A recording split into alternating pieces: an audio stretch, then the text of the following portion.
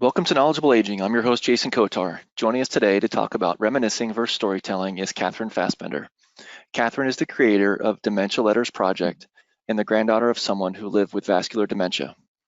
Playing a range of roles, she walks with those on their dementia journey, magnifying the importance of creativity and human connection. Digging into her ArtBin as a classically trained musician, studio artist, theater maker, and using her academic foundation in the Creative Arts Therapies, Kate serves others on the pillars of education, life enrichment, and support. How are you doing today, Kate? I am well. How are you? Very good. Thank you for joining me. I'm looking forward to our conversation. So for those that are joining us today, if you have any questions, I encourage you to type those questions in. Time permitting, we will do everything in our power to get those questions answered. So I'd like to get started with defining what reminiscing is and why do we do it? Yeah, so if you were to look up the definition of reminiscing, you'll find it is to indulge in enjoyable recollection of past events. And so it's kind of this reflection of your life, of things that you've experienced, things that you've collectively experienced with family and with friends, with community members. And so it's this very natural place to fall into, especially as we get older, and even more so as if someone is diagnosed with dementia, as that dementia progresses and that short-term memory becomes weaker, and we start to look more at the long-term memory and that emotional memory that that never really leaves us through the dementia journey. And so it's kind of this very comfortable, almost place to fall into. And we all kind of do it. I think you don't have to necessarily be an older adult to reminisce. I know I sometimes will reminisce about things that happened when I was in grade school or middle school or high school. And so it's not a bad thing. However, when we focus on reminiscing, when we make reminiscing the goal of a connection, the goal of a program, the goal of our community's engagement, there can be some sticky situations that we walk into, because by making reminiscing the goal, we are coming from a place of romanticizing the past and assuming that that individual wants to relive parts of their past. Especially in a group setting, you may have some people who they want to talk about, World War II is an easy example.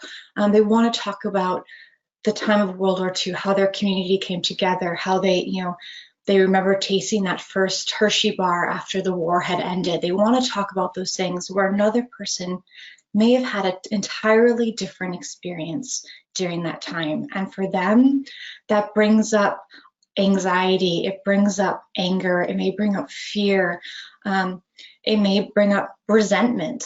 All these range of negative emotions can also go along with that, enjoyable and that kind of, oh, wasn't that wonderful that we did this kind of way of having a conversation when you lean into reminiscing. And so it can be harmful.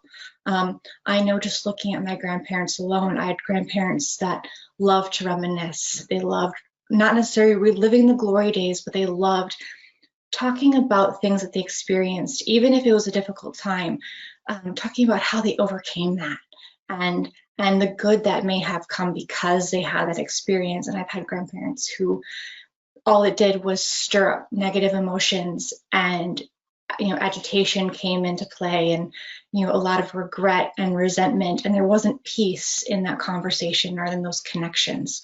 And so we should never make reminiscing a goal of any relationship, of any connection, of any program, that sort of thing, because we don't know where that person is. And it also may change day to day. You may have one day when that person wants to talk about that time, that struggle, that joy, and there may be a day when they want nothing to do with it. And we don't know, just in a basic greeting, what that day might be like for them, if it's going to be a day where they're going to enjoy it or not. And so one thing that we can do to replace reminiscing, because one of the things about reminiscing, as I said earlier, the short-term memory goes away, the long-term memory kind of sticks along with that emotional memory, is it gives an individual something to talk about, and something to feel like they have something to offer the conversation or the connection. And what we can do to replace reminiscing so we don't get into that sticky situation is storytelling. And now there's a lot of research behind storytelling, and I won't get into all the details of that research, but you do, quick Google search of storytelling and aging or storytelling and dementia, and you'll find lots and lots of resources and kind of thought processes behind why it works and why it's important. And if we were to look at the definition of storytelling, we know it's an activity of telling or writing stories. And so what does that do? That allows our connection and our relationship to open up. And so suddenly, instead of being forced to look at the past, we are allowed to go through that ebb and flow of talking about a present moment, talking about the past. If they remember a moment from last week of a meal that they had, that, because emotional memory, they'll still be able to remember, even if they don't remember all the details around it. So they may remember that great dinner they had last Thursday because it stuck with them. It was their favorite meal, and it connected with them on that emotional level. And so storytelling allows for room to have conversations about that meal. Why was it a favorite meal? Did you like every part of it? Did you like only a portion of it? And you can allow it to blend between the now and the past, because one thing we also know about dementia is they live in a both and time frame. They are in many ways fully present in this moment right here, but they are also fully in the past, and that past is a moving target. It may be when they were 5, living on the farm with mom and dad. It may be when they got married, when they purchased their first home. It may even be when their spouse died. We don't know where they are in the past. And so by opening up to storytelling, we allow to move fluidly through their life. We also allow opportunity to move fluidly between what really happened and what they wish could have happened, or to tell a story, as we know, with the fiction and the nonfiction. And it's in there that we also tap into creative engagement, which also has lots of research as to why it is good for us, why it is important, and how it helps us become relational with others, dementia or not. And so storytelling becomes this foundation where it doesn't put us in a position of assuming they want to talk about the past. It doesn't put us in a position of romanticizing something that they may not romanticize. And it allows for them to continue to create and to continue to share their story, but in an open framework where they don't have to have all the facts right. If they thought they got married in May of 1950, but it was really June of 1950, and it doesn't matter if they said the wrong month. It's the emotion, it's the experience of remembering that day and how important it was to them that matters, not the facts. And sometimes when we get into reminiscing, family members will interject and say, "Oh no, Mom, remember it was this." By storytelling, you don't have that.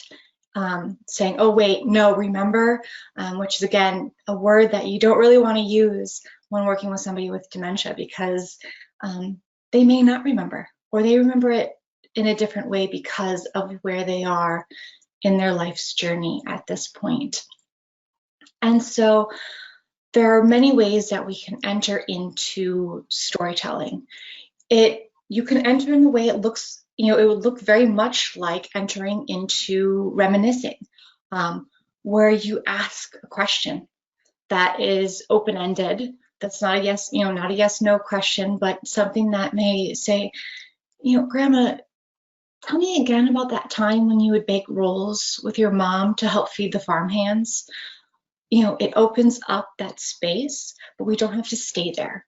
So it can start as traditional conversations and how we think of reminiscing starts. It can also start by using other objects, things around us, music as prompts. So Ann Basting, who is the founder of TimeSlips, really has honed this great method of using images as prompts. So how that works is you show an image, and the image will not have anybody that you necessarily know. So it's not going to be a picture of Frank Sinatra, or it's not going to be a picture of your cousin and your aunt. It's going to be people that you don't know who they are. It's also going to have some type of movement in it. And so you show the image, you see if there's a connection there, and then you dive into creating a story around this image. And you start again by asking open-ended questions, as Anne Basing calls them, beautiful questions. And so I usually start by diving into the senses. What do you think the air smells like for that individual in the picture? What do you think they're hearing? What do you think they're seeing? What are their gaze is obviously directed somewhere. What are they looking at? Doing things like that. If they're eating an ice cream cone, what flavor ice cream cone is it? What does that taste like? Do you like ice cream? Allowing for it to kind of jump in and out of that story. And what I have found is, we start there and then we go into naming the individuals in the story. We go into naming their life, describing their life's story. And even though we enter it thinking that this is just going to be something we make up, I've never left a story where their life has not been woven deeply into that story as well.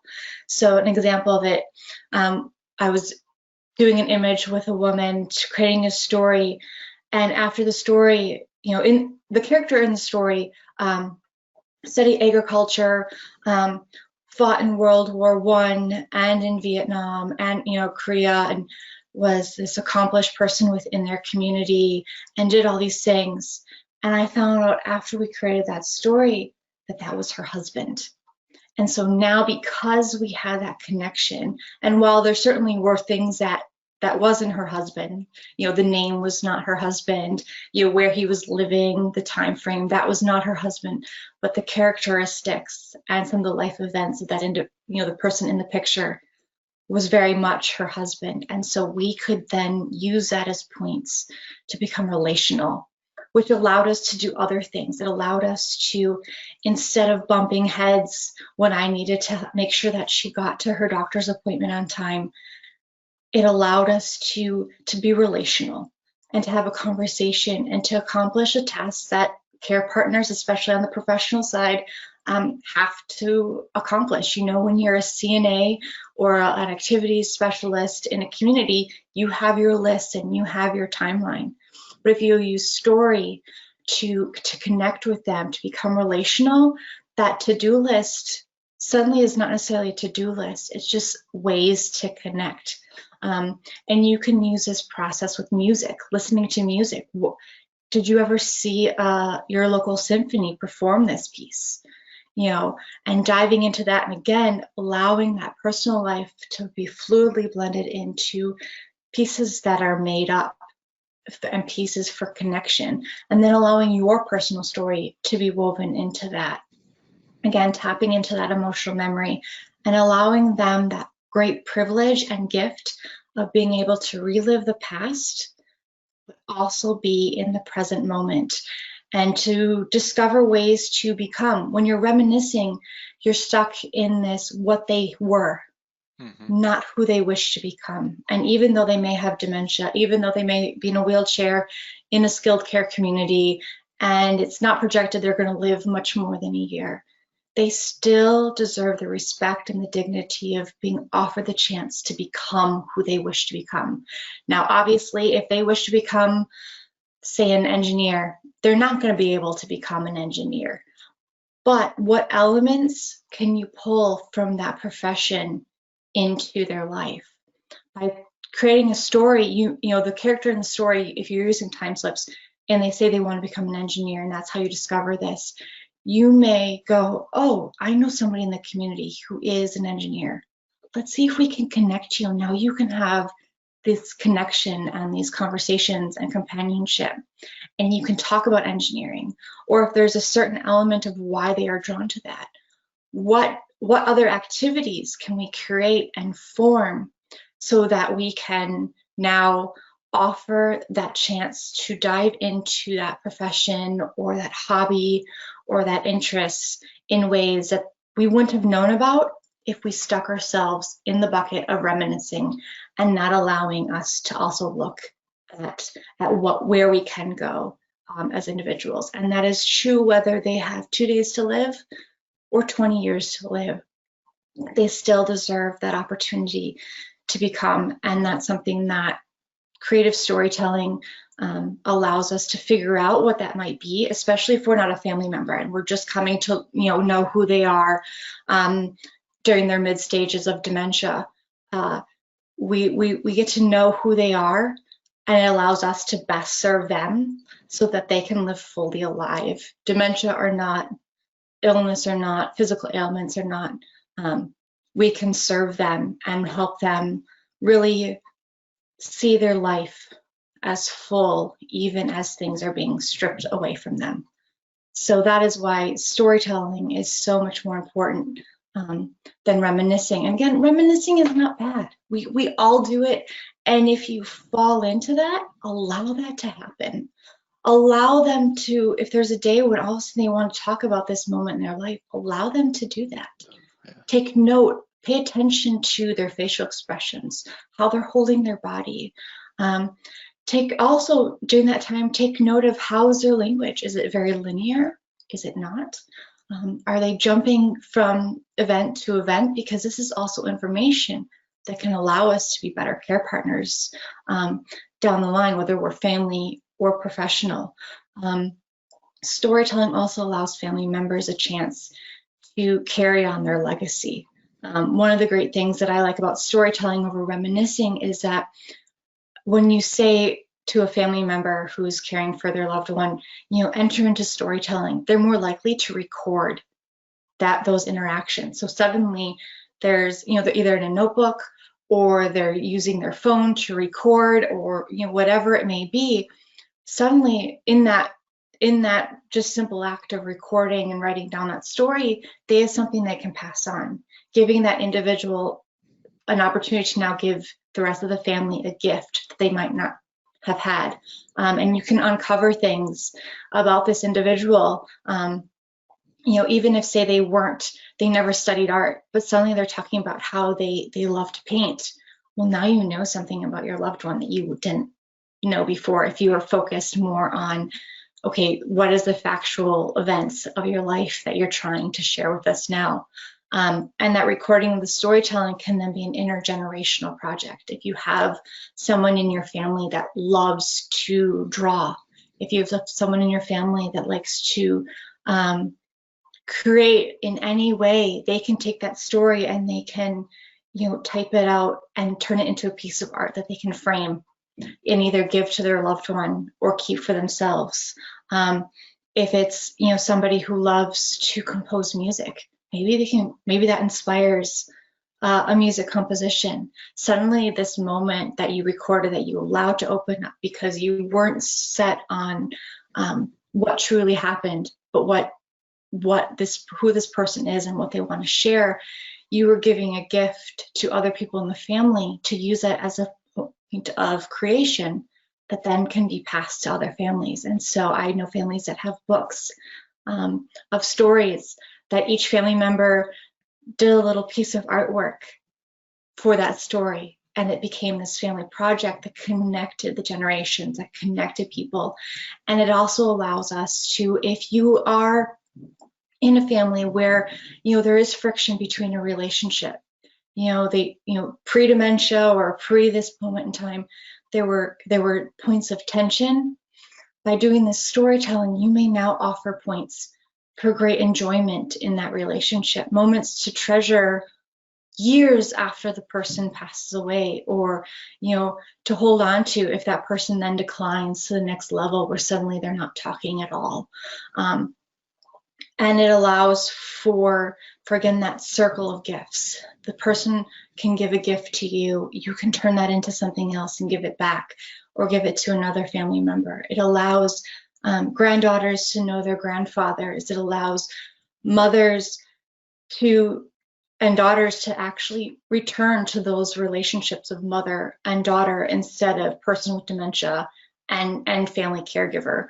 And those are things that as we go about our interactions, be it just trying to provide a meal or taking some time to sit and talk with our loved one, by using storytelling, we are entering a creative process. We're allowing that emotional memory and that long-term memory to hold a place.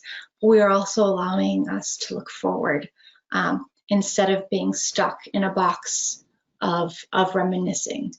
So I always advocate for storytelling. I try not to bash reminiscing because, like I said, it's not a bad thing, but it can stick us in a bad place that prevents us from being the best care partners we possibly can be, again, family or professional. And it strips the person we are serving the opportunity to give a gift and to continue to become. So. Excellent stuff, Kate. So what's the best way to handle any negative or sorrowful emotions that may come from storytelling? Yeah, if you're working one-on-one, I always say kind of lean into that. Allow that person to feel that emotion. Don't shut it down, but also find ways to lighten the mood when you can. And not so much because you want to push down or push away those negative emotions, but because you also you want to leave your connection on a higher note, because again, that emotional memory, next time you see them, depending on where they are in their dementia journey, they may remember that negative place and then associate you with that negative place. If you're working in a group, kind of keep an eye on, is that negative kind of stirring agitation with other people? Is it clashing with other people in the group and what they want to share? And I have found personally in those situations, it's best to acknowledge that, say, oh my gosh, yes, I hear you, I see you, and then insert your story. If you're talking about, a certain time that maybe you weren't alive in, you likely have studied that in history or have heard stories from your family that you can share to kind of help bring everybody back together. And it's one of those things you kind of have to feel out in the moment, because you're going to have to know those individuals, and kind of who, if certain personalities in the group, like when you're in a care community, you can't choose who's going to be in the group, and we're human beings. They're likely to be personalities that clash. And so knowing that will help inform how and what story you share, but you can also anticipate that. And maybe when you're gathering, maybe have one person on one side of the room and another person on another side of the room, and kind of not make cliques or groupings, but kind of strategically place people so that you'll get to know the people who are friends, and that maybe they support each other within the community, and make sure that they're paired up during that time, because it's we are human beings. So you're bound to, if you're leading a program for storytelling, or another program that allows room for storytelling, you're bound to find those negative emotions, because again, we are human beings.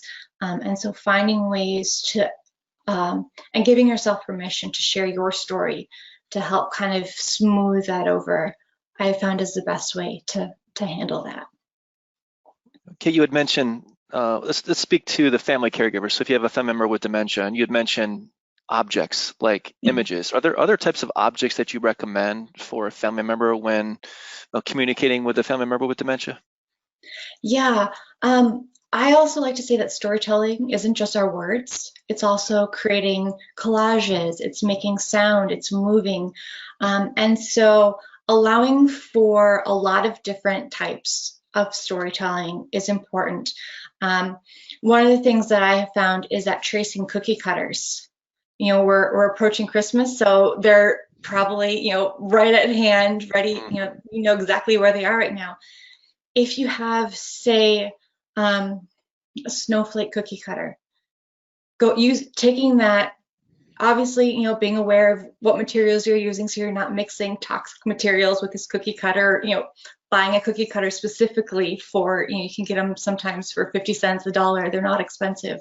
Right. And using it and kind of tracing it out, or using it, just holding it in your hand, and maybe start by the question of, do you remember using this cookie cutter?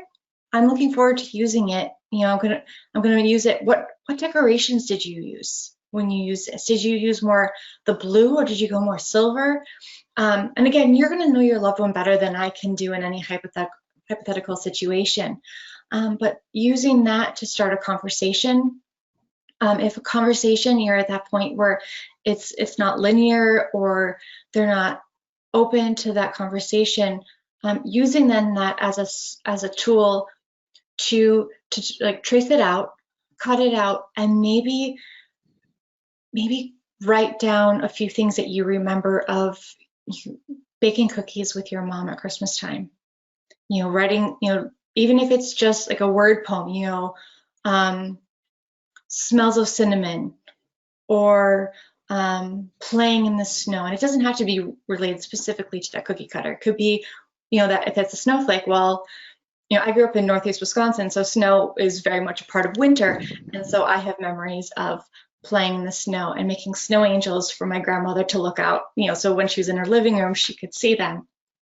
And so maybe it's you are sharing your stories and paying attention to how they are responding to that story. And then on the other side, maybe write down, the date, the story that you shared, and then how they reacted. They had a smile on their face, a tear fell down, rolled down their cheek. And it becomes more something for you than for them. And that is okay as well. By allowing that to kind of be an ebb and flow of giving and who that story truly is for. And you can then also use it as a way to share stories via mail. One thing that we've really discovered, especially during these last few months, I think that's kind of, has a new life, is sending postcards and sending cards and letters in the mail. Maybe you make trace out as many as you have family members. And with your loved one, writing a little story or writing a little memory, or creating a poem and then sending it out so that there is this point of connection, and maybe add in an extra one with an envelope and a stamp so they can send a story back. And so it becomes this continual process. And so you can use cookie cutters. If you have, we have a lot of different things in our lives that have stories, how we came to acquire a piece of furniture, a piece of jewelry, why we like a specific picture hung on our wall. These are things that we can also use to inspire stories. Like, where did you get that, that picture of that cardinal? Where did you get that? Why is that important to you? Which then translate, if that person were ever to need to go into a care community, when you open up and use objects in your home as prompts for stories and conversation, be it you create a story about who that cardinal is and where it's been or how they acquired it, you now know what's important to them, and you know what objects to bring into the care community, instead of assuming that, oh, that's just something that they've always had on their wall. It doesn't mean anything to them. You may uncover the fact that that was a gift from a college friend, and that person was then killed in a car accident, and you miss them, and this is something that means a lot to you. Means a lot to the individual, and so it also allows to really get to know the person. Okay, yes, these are just things, but what's important, and what can we carry with us when they need to downsize, when they need to move into an assisted living or a skilled care, or if they get to the point where they're on hospice and they're only in their bedroom. What objects can you bring into that room to help them feel comfort and remember some of the good things? Again, allowing that room for reminiscing when it can occur and when it is, you're not forcing it, but then also using it as a creative object. Imagining who might have sat in that chair before you acquired it at an estate sale, when you're starting to build your home. All those things can come up. Do we know why people reminisce? I've never really gone down the path of the actual why we reminisce. There is a lot of, we know that part of how we process things is, reflecting on our life. So we know that if we are in a tragic, car accident where we're in the hospital for months after it, we know that we'll replay that memory and that accident as a way to kind of make sense of it all. In terms of like if someone were to remember their friend's wedding or their own wedding or something like that, we'll replay it as kind of a way to bring comfort and to remember some good things, to bring joy into a moment that might not really have a whole lot of joy. And so we do know that we use it as a way to process and to understand the world around us. But again, it can lead down to some very sorrowful ways, which again, sorrow and distress, they're things that need to be acknowledged. But when you're working with someone with dementia, you don't necessarily want to live there. Again, if you're working with whether they have dementia or not, you don't want to live there.